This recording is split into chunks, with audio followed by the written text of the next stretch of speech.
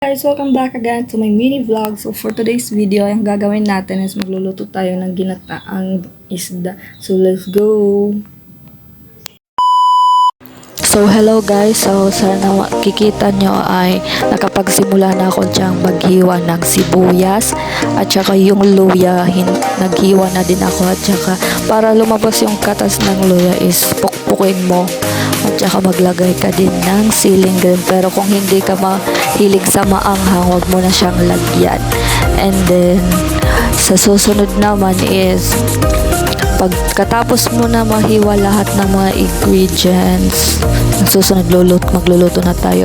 Pero wag muna, maghiwa ka muna ng talong, kahit 2 perasong talong. Hiwain mo ng medyo maliit lang, hindi yung maliliit talaga.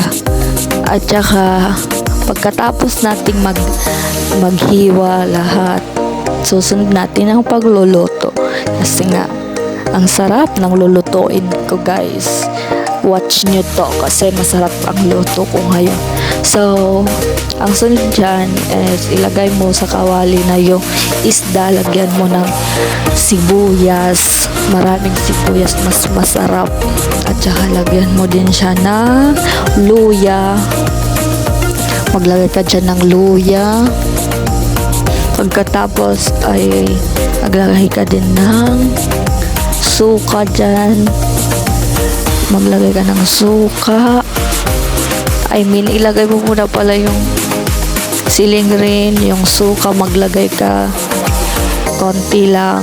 At saka ang susunod na gagawin naman is maglalagay tayo ng mainit na tubig, konti lang, pambalanse lang. And then maglagay ng asin. And then lagyan mo ng asin, konti lang din, huwag mong dabihin. Tsaka maglagay ka din ng magic sarap. Kasi yun ang magpapasarap. Magic sarap nga eh. So magic sarap, maglagay ka konti lang, huwag mong damihin.